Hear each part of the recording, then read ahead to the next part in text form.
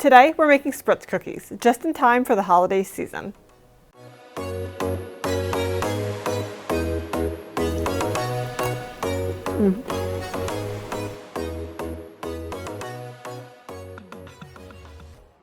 First, I've gathered my ingredients. Luckily, this recipe does not require very many of them.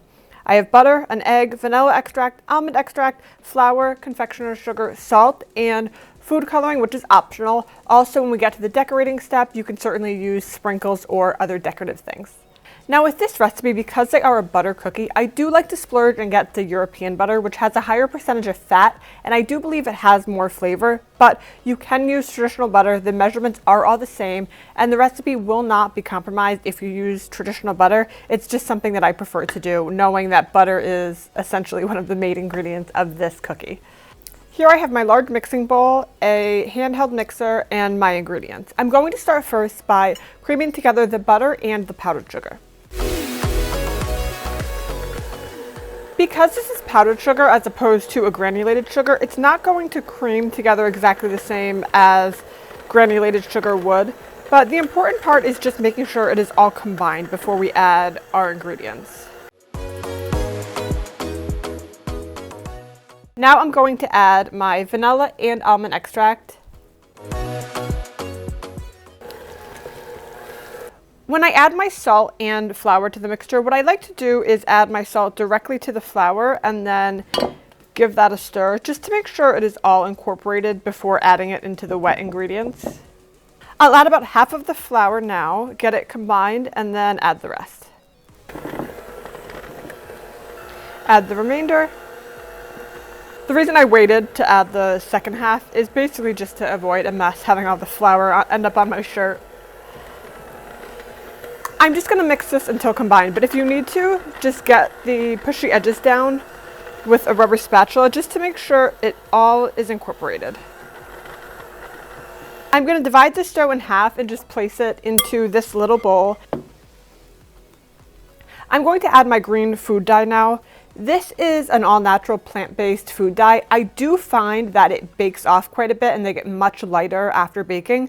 So I'll add a bit more so it's a darker green, and feel free to leave any of the food dye out. They're just as cute without any food coloring, and you can always add other decorations later, such as sprinkles or putting a little jam in the center depending on the Spritz cookie shape that you make. But I'm going to add the green food coloring to this, make them into wreaths and some Christmas tree shapes, and then I still have my plain dough reserved to the side. We'll give this a good mix until everything is green.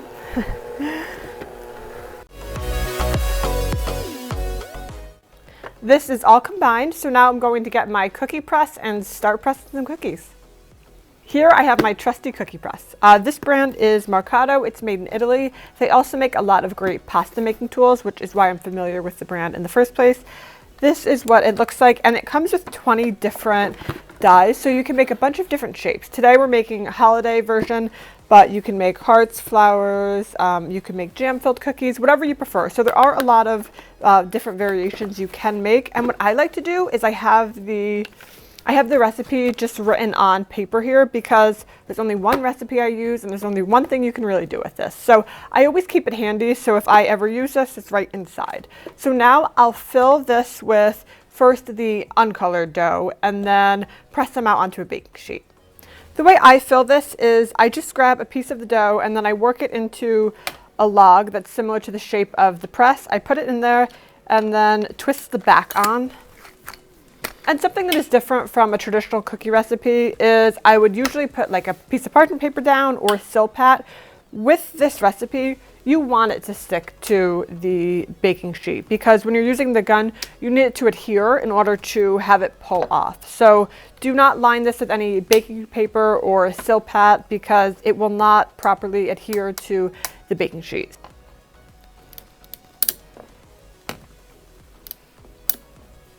These don't spread too much, but give them a little room in between each. I've made a few Christmas trees with the green dough, and then what I've done is switched it out to the wreath die. So I'll press out some of the wreath cookies as well.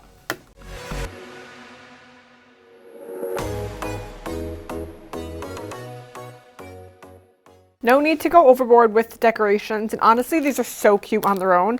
But what I like to do, because it is that time of year, the holiday season, I have some gold sprinkles that I'm going to put on top of each of the Christmas trees, and then some of these white, green, and red sprinkles, so they'll go on the tree as well, kind of as like Christmas tree lights, and then we'll pop these in the oven.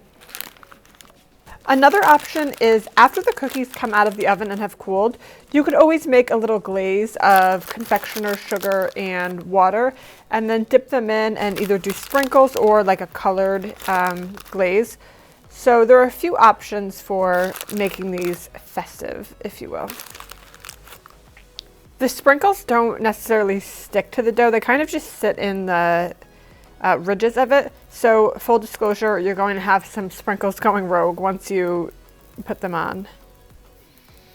That's okay.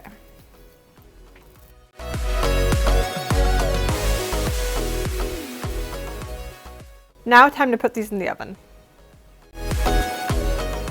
The cookies have come out of the oven. These ones have completely cooled, and these ones are just cooling off on the baking tray. But let's give them a taste and see how they turned out.